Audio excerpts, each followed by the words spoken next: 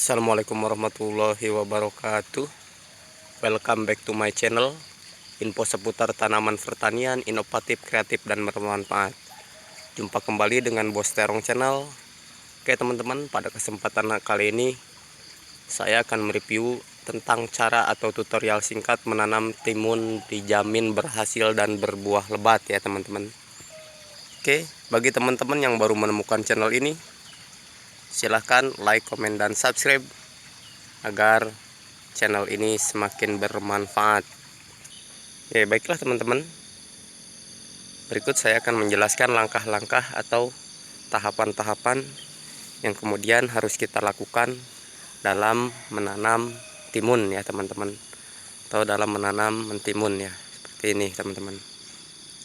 Oke, ada 7 langkah ya, ada 7 tahapan yang kemudian harus teman-teman laksanakan dalam proses budidaya penanaman timun ya teman-teman. Yang pertama yaitu pengolahan lahan, kemudian pemupukan dasar, pemasangan mulsa atau tidak memasang mulsa, kemudian penanaman, perawatan awal, pemupukan susulan tahap vegetatif ya, dan kemudian yang ketujuhnya adalah tahapan pemasangan ajir ya teman-teman.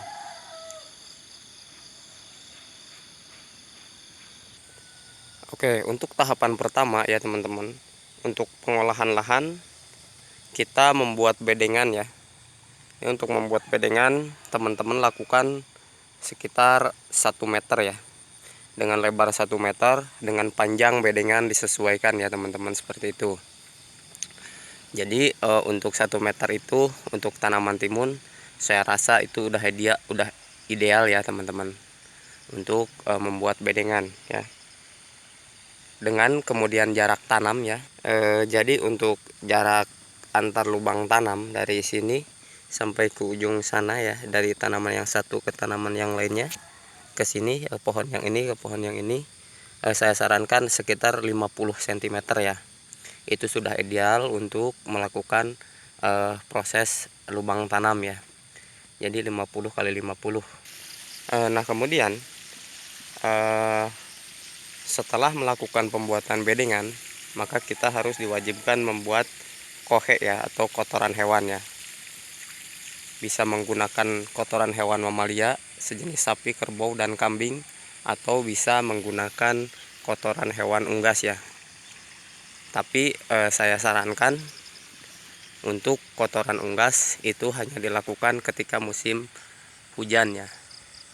Kalau melakukan kotoran unggas dengan musim kemarau, biasanya itu akan cenderung lebih panas dia. Nantinya untuk kotoran hewannya tidak maksimal ya teman-teman, seperti itu.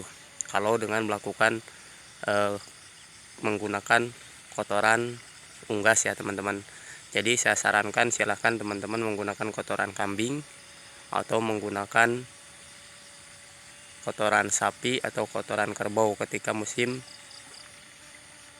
kemarau. Dan ketika musim hujan teman-teman silahkan dipergunakan kotoran unggas ya, seperti kotoran ayam petelur, atau teman-teman menggunakan kotoran ayam ras atau ayam pedaging ya teman-teman, seperti itu.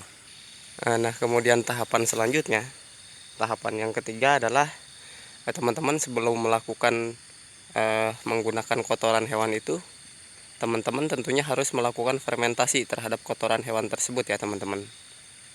Jadi fermentasi itu dilakukan agar kotoran hewan itu sudah matang ya, sudah masak, betul-betul masak ya.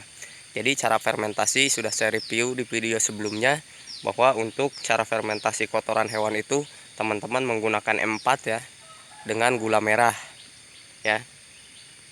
M4 yang tentunya botolnya berwarna kuning ya teman-teman. Itu untuk melakukan fermentasi terhadap kotoran hewan ya teman-teman.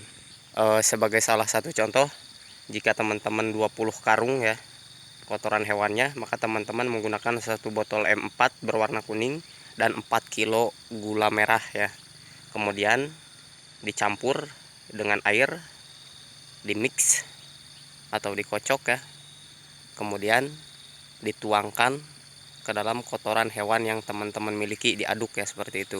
Nah kemudian setelah diaduk ya, kotoran hewan dengan alat fermentasinya atau bahan fermentasinya yang tadi saya jelaskan, maka kemudian teman-teman menutupnya dengan terpal ya, atau dengan plastik, diamkan minimal 3 minggu maksimal 1 bulan. Itu kemudian baru kotoran hewan tersebut dikatakan sudah masak dan siap untuk ditaruh ke lubang tanam ya teman-teman, seperti itu. Nah kemudian untuk tahapan selanjutnya ya teman-teman, bagi yang menggunakan mulsa ya, atau tahapan tidak menggunakan mulsa itu silahkan ya teman-teman, baik menggunakan mulsa ataupun tidak menggunakan mulsa. Sudah saya jelaskan di video sebelumnya ya, tentang kelebihan dan kekurangan tentang pemasangan mulsa ya teman-teman. Tuh, untuk tahapan yang ketiga berarti pemasangan mulsa. Kemudian yang keempat ya, simak teman-teman penjelasannya ya. Masuk ke tahapan inti, yaitu proses penanaman timunnya ya teman-teman. Dalam proses penanaman timun ya teman-teman, pastikan teman-teman memilih bibit yang unggul ya, atau benih yang unggul. Benih unggul ini adalah yang akan nantinya menentukan hasil daripada teman-teman panen timunnya tersebut ya teman-teman. Kemudian kita ambil kesimpulan ya, secara garis besar ada 2 jenis ya bibit mentimun ya. Yang pertama itu adalah timun hijau, yang kemudian yang kedua itu adalah timun putih yang seperti ini ya teman-teman. Ini saya kategorikan sebagai timun putih ya. Kemudian keuntungan dan kerugiannya antara perbandingan timun hijau dengan timun putih. Kalau timun hijau biasanya selama 1 minggu di pasaran, pasar lokal ini maksudnya ya, dia tetap segar ya kalau untuk timun hijau. Jadi masa jualnya itu selama 1 minggu, meskipun tidak habis di pasaran, dia tetap kuat tahan lama selama 1 minggu. Nah untuk timun putih seperti ini biasanya di pasar lokal itu selama 3 hari, setelahnya keempat harinya dia sudah layu ya teman-teman, seperti itu. Jadi saya tarik kesimpulan untuk 2 bibit ya, 2 bibit secara garis besar, yaitu timun hijau dan timun putih seperti ini ya teman-teman. Kemudian untuk proses penanamannya, catatan ya, benih timun rendam di air hangat selama 3 jam ya. Simak ya teman-teman. Jadi selama 3 jam silahkan teman-teman rendam biji timunnya itu ya di air hangat, kemudian tiriskan. Setelah itu baru teman-teman setelah ditiriskan selama 3 jam baru ditanam ya teman-teman, seperti itu.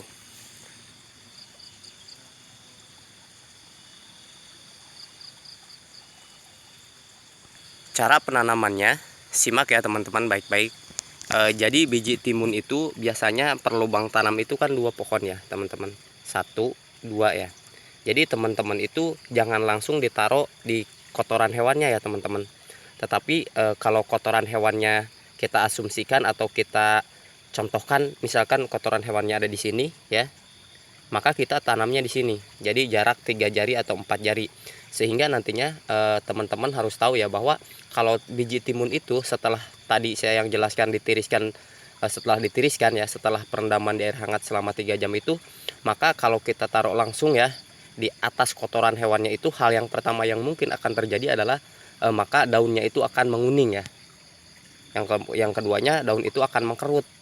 Karena kenapa? Karena secara dia tumbuh dari biji ya, mungkin meskipun kotoran hewannya itu sudah melakukan fermentasi tadi ya, tetap itu tidak akan kuat ya teman-teman. Jadi intinya saya sarankan, jika teman-teman menanam biji timunnya itu, saya harap jangan langsung di atas kotoran hewannya langsung ya, tapi di pinggir atau di tanah yang tidak terkena kotoran hewan itu tersebut ya. Kenapa bang? Ya karena nanti si akar ini juga akan merambat ya ke kotoran hewan yang telah kita persiapkan di sini. Jadi akar itu nanti akan tumbuh, kemudian dia akan mencari di mana unsur hara atau nutrisi yang akan dia makan ya teman-teman. Yang akan akar ini makan ya, nutrisinya itu ya, seperti itu teman-teman. Nah kemudian proses selanjutnya ya teman-teman, simak ya penjelasannya, jangan sampai salah. Yaitu untuk perawatan awal setelah 7 hari setelah tanam ya teman-teman, silahkan spray ya. 7 hari setelah tanam itu maka dia akan tumbuh 2 daun ya, 2 pangkal daun utama. Maka teman-teman spray dengan menggunakan Apidor ya. Apidor ya, saya sebut mereknya ya, Apidor. 2 sendok makan dengan dicampurkan ke dalam 16 liter air ya teman-teman, seperti itu. Ini adalah untuk mencegah agar nantinya tidak ada hama yang memakan daunnya ya teman-teman. Nah, setelah 14 hari setelah tanam melakukan penyepraian dengan menggunakan Avidor ya teman-teman, dengan 2 sendok makan dicampur 16 liter air, maka 14 harinya lakukan penyiangan ya teman-teman.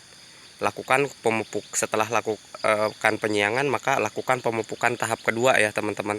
Jadi pupuk susulan tahap kedua ini di masa vegetatif teman-teman bisa menggunakan NPK 16 ya, bisa menggunakan Poska, bisa menggunakan boron, dan bisa menggunakan KNO 3 merah ya. Karena KNO 3 merah ini adalah KNO di fase vegetatif ya, atau masa pertumbuhan daun ya tentunya teman-teman. Nanti kalau misalkan sudah berbuah seperti ini, teman-teman bisa menggunakan KNO berwarna putih ya teman-teman.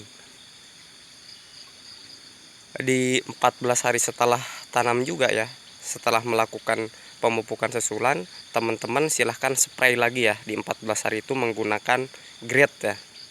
Grade silahkan di toko pertanian ada ya, 1 sendok makan dengan Avidor 1 sendok makan dicampur ke dalam 16 liter air ya. Itu untuk 14 hari untuk perawatan ya teman-teman. 14 hari setelah tanam. Nah, kemudian setelah 14 hari setelah 14 hari tanam ya teman-teman, maka teman-teman melakukan pemasangan ajir ya teman-teman, seperti itu. Jadi karena idealnya timun itu 33 hari itu sudah panen ya teman-teman. Sudah melakukan panen perdana untuk usia 33 hari ya teman-teman. Selanjutnya panen bisa dilakukan setiap hari ya teman-teman, dan melakukan perawatan setiap 7 hari sekali dengan melakukan penyepraian yang tadi saya jelaskan ya, menggunakan Avidor, menggunakan grade, dan menggunakan KNO 3 warna putih. Itu berarti untuk fokus ke dalam pembuahan ya teman-teman, seperti itu. Oke, demikian tutorial singkat dalam penanaman timun. Terima kasih telah menyimak video saya, semoga bermanfaat. Jangan lupa like, komen, dan subscribe agar channel ini semakin berkembang dan bermanfaat tentunya bagi kita semua teman-teman ya.